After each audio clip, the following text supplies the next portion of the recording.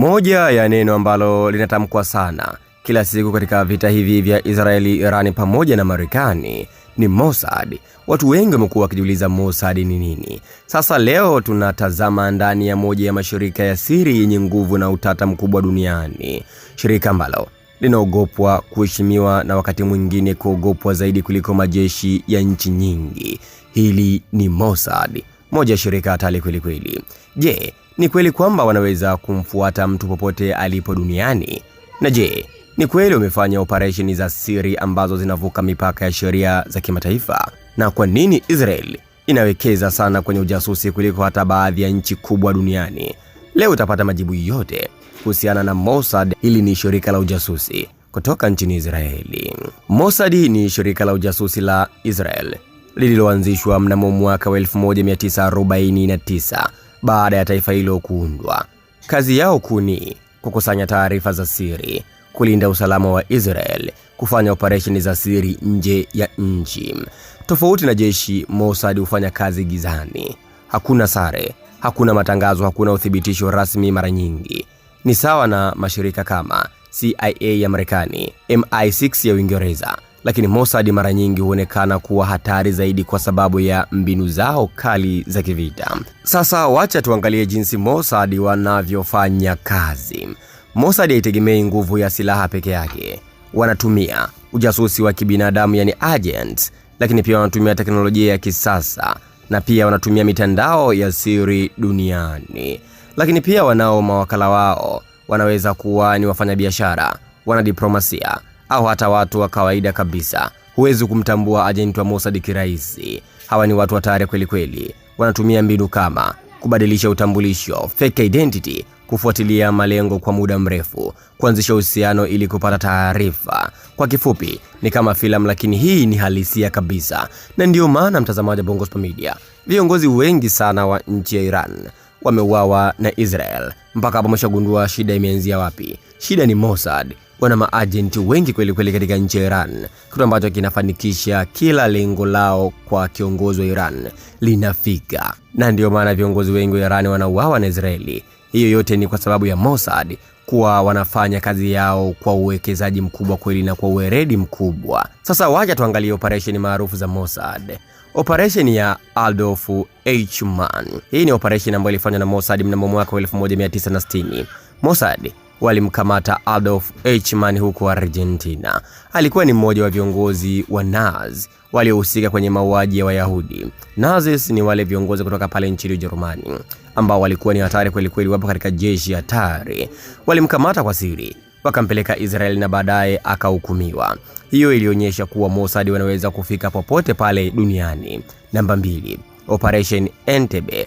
Operation Entebbe ni mwaka wa 1976. Hii ni ya Uganda. Ndege ilitekwa na magaidi na kupelekwa Entebbe, Uganda. Mossad walikusanya taarifa zote muhimu. Jeshi la Israeli likavamia na kuwaokoa mateka. Operation hii ilichukua muda mfupi sana, lakini ilikuwa ya hatari kubwa, na Mossad ndio walifanya uchunguzi wote, wakahakikisha kila kitu kinakwenda safi katika operation hiyo ya Entebbe ya mwaka wa 1976. Namba 3, kuwafuatilia maadui wa Israel. Mossad wamehusishwa na operesheni nyingi za siri dhidi ya watu wanaodaiwa kuwa tishio kwa Israel. Hizi ni pamoja na wanasayansi wa silaha, viongozi wa makundi ya wanamgambo. Mara nyingi operesheni hizi hazithibitishwi rasmi, lakini dunia nzima huzungumza. Na kwa nini Mossad ni wenye nguvu? Hili ni swali ambalo watu wengi pia wanajiuliza. Mossad ni kina nani? Mbona wanaweza kufanya kazi nzito kweli kweli na wakahakikisha kazi yao inaenda vizuri? Zipo sababu 4. Sababu namba 1, teknolojia ya hali ya juu. Mossad wanatumia teknolojia ya hali ya juu kufanya uchunguzi wao na upelelezi wao. Ujasusi wao ni hatari kweli kweli. Namba 2, ujasusi wa muda mrefu, long term planning. Yani wanaweza kukufuatilia tangu mwaka wa 2011 na wanakuja kunasa 2026. Yani wanakufuatilia kwa muda mrefu kweli kweli, long term planning. Namba 3, uthubutu mkubwa wa kufanya maamuzi. Wao wana uthubutu mkubwa wa kufanya maamuzi kwa sababu pia fedha ipo. Kwa hivyo hata kuonga wanatumia. Kila kitu kinatumika kwa ajili ya kuhakikisha kazi zao zinaenda salama. Na mwisho kabisa, namba 4, msaada mkubwa kutoka serikali ya Israeli. Israeli inasaidia sana hili shirika lao la Mossad kwa fedha nyingi ili misheni zao zisikwame. Israeli ni nchi ndogo, lakini inawekeza sana kwenye usalama wake. Ndio maana Mossad ni muhimu sana kwao kuliko hata vitu vingine. Sasa pamoja na sifa zao, Mossad pia wanakosolewa sana. Baadhi ya watu wanasema wanavunja sheria za kimataifa, na wengine wanasema wanafanya mauaji ya siri, na wengine wanasema wanahatarisha diplomasia ya dunia, lakini upande wao wanasema tunafanya yote kulinda taifa letu. Hiyo ndio kauli ya Mossad, kwamba wanafanya yote hayo kwa ajili ya kulinda taifa lao la Israel. Na Mossad ni shirika la ujasusi, ni kivuli kinachoishi ndani ya dunia halisi. Ni hadithi ya nguvu na siri na vita visivyoonekana na vinavyoonekana. Hawa ni watu hatari kweli kweli. Mossad, ukisikia Mossad jua ni shirika la ujasusi hatari zaidi duniani, ambalo linapatikana pale nchini Israel, kuliko hata CIA ya Marekani, lakini pia kuliko hata MI6 ya Uingereza ama England. Hawafikii hawa Mossad. Na siku ya jana taarifa imetoka kwamba Mossad wameweza kugundua kuna majasusi kutoka Iran wamepandikizwa katika nchi ya Israeli, ambao wanavujisha taarifa za Israeli. Hivyo wamewakamata haraka iwezekanavyo, na tayari wamefunguliwa mashtaka katika nchi ya Israeli ili hukumu ipite kwao, kwa sababu ni watu hatari kweli kweli. Lakini pia mtazamaji wa Bongo Super Media, vifo vya viongozi wa nchi ya Iran, yote hiyo ni kutokana na hawa Mossad ndio chanzo, kwa sababu wamewekeza nguvu kubwa, wamepandikiza maagents wao katika nchi ya Irani wengi kweli kweli, na ndio maana imekuwa ni rahisi sana viongozi wa Iran kulengwa na kupatwa kwa wakati huo huo. Mossad wamewekeza kitu ambacho Irani wanakijua kabisa kwamba Israeli amewekeza zaidi katika nchi yao. Kuna majasusi wengi wa Mossad, lakini sasa ni jinsi gani wataweza kuwagundua? Ni kazi kubwa. Hivi karibuni walimgundua mmoja na hukumu yake ikawa ni kifo.